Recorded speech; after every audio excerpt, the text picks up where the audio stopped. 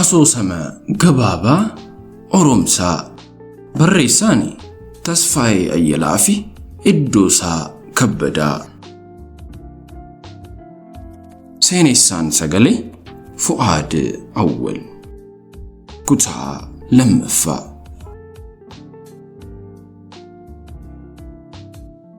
Waggoota 4 duubatti deebi'eeni yaadannoo guula sammuu koo keessa seenaa jaalala koofe Tiblet isa addaa san luqqisee takka gammadeeni takkasii akka aaruu ta'ee hafuura dheeraa baafadhe.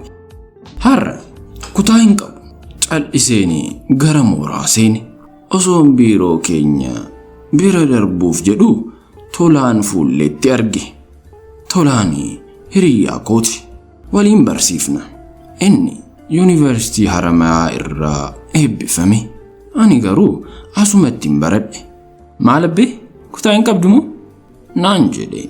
Akkuma na argeeni harka isaa nagaa gaafachuu fi natti hiixata. Eeyyeen har'a boqonnaadha. Anis kunoo xumuree ba'uu kooti. Shaayee buna. Kan affeeru si taanaan natti tola. Wal qabannee gara mana shaayii hojjettootaatti qajeelle. Kanan siin jedhu kennaa. Waa'ee shamarree sanii akkam goote? Waa'ee shamarree kamii? Waa'ee Tiblet sanaa ka. Si'a meeqa waliin dubbannee nama meeqatu sitti himee ati garuu homaa. Na dhageessaa tola. Anaaf jaalalli daangaa ce'a. Sanyii fi qomoon hin qoodamu. Bifaaf amantiin hin murtaa'u. Kanaafi Tiblet haadha warraa koo gara fuulduraati. Eenyummaa koo seenaa fi aadaa abbaa kiyyaa duudhaa fi amantii saba kootii jettee yoo bawwaattu dhugum natti fakkaata ture. Tiblet anaaf seenaa aadaa fi amantii kooti. Isheen ala jiraachuu hin danda'u. Kana jechuun koo garuu eenyummaa koo dabarseen kennaafi sabaa fi achii as dhuftee koosi darbadheen gateechuu miti. Maaliree? Maal jechuudha? Erga dubartii seenaa aadaa fi eenyummaa kee hin beekne fuutee oromummaa keetti bishaan diilallaa naquu fi qophoofteen boodamu. Dogoggoriin tola. Oromummaan koo dhiiga kooti. Haxaa'ees ofirraa dhiqees qaama irraa lulluqqadhees of keessaa baasuu hin danda'u. Garuu maal? Garuu Tibletiin ala jireenyi anaaf homaa hin taatu. Maal sitti marsitee ofii? Maaliin sitti xaxxe? Naman dhibu jaalalaan na xaxxe.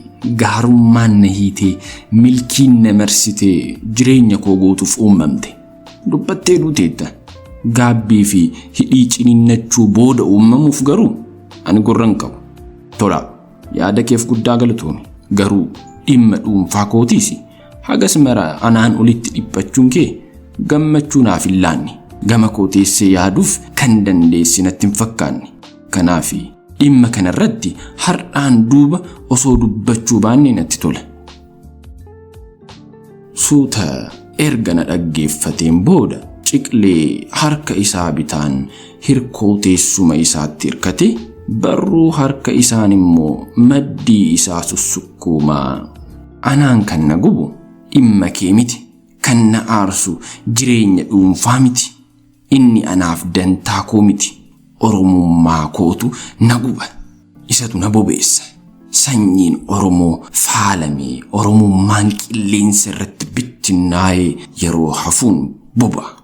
Yeroos mar'ummaan koo na waxalama. Kun ilaalcha dhuunfaa keeti. Siif gala yoo ta'eef immoo miirri Oromummaa siin caalaa anatti dhagahama. Siin caalaattis dhimma sanyii fi eenyummaa koof bakka guddaan qaba. Sitti muu tola. Dhugaa koon siin jedha. Toluma callistee Oromummaa sanyii aadaa jetta malee Oromummaan siif hin galle. Aadaa fi seenaa boonsaa Oromoos quban qabdu. Kaleessa abboolii kee hin qoranne. Jiruuf jireenyi isaanis maal akka ture hin beektu.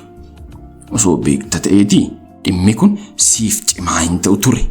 Amma gara aaruutti waan hin deemaa jiru natti fakkaata. Maalis haa ta'u maal tolaa gaddisiisuun barbaadu. Oromummaa koos faaluu hin yaalu. Tibletiinis dhabuun fedhu.